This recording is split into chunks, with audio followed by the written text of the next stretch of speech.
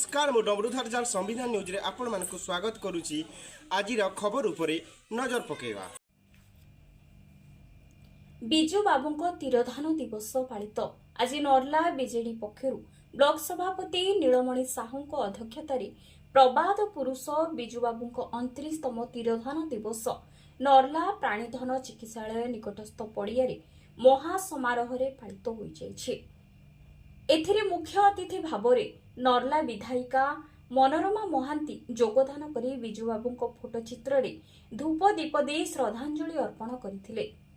कार्यक्रम रे अन्य मंचासीन अतिथि मानक मध्यरे एम रामपुर रो बीजेडी ब्लॉक सभापति सत्यनारायण साहू, कर्लामुंडा ब्लॉक सभापति जसवंत साहू, नर्ला ब्लॉक बिजू छात्र सभापति घासीराम साहू, नर्ला ब्लॉक महिला सभानेत्री प्रमीला प्रधान, एम रामपुर ब्लॉक महिला सभानेत्री तुलसी बीसी, कर्लामुंडा ब्लॉक महिला बीजेडी सभानेत्री मंदिरा नायक, बीजेडी जिला साधारण संपादक जयंत गौड़, मार्कफेड भुवनेश्वर निर्देशक तथा भवानीपाटना केन्द्र समवाय बैंक निर्देशक देवराज माझी, नर्ला ब्लॉक सरपंच संघ सभापति अनंतराम माझी, समिति सदस्य संघ सभापति जय मेहर प्रमुख मंचासीन हुई बिजू बाबूंको स्मृतिचारण करथिले।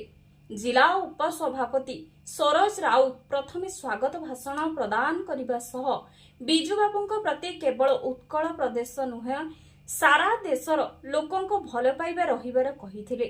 बिजू छात्र जनता नर्लार संपादक गोविंद तांडी मंच परिचालना करथिले। क्षीरधर साहूंको रिपोर्ट संविधान न्यूज। आपण जानते आज देखो ये प्रचंड खरार भी सबू माने 4टा ब्लॉक रु समस्त आसी योगदान कर आपण जापारे समस्त केते भल पानी बोली ये आम समस्त जेएक्टिविटी सब प्रत्येक पंचायत को आम सब कवर करूँ जमीक आम 2027 जो निर्वाचन अच्छी पंचायत निर्वाचन आम पूरा ए लोक आगामी दिन में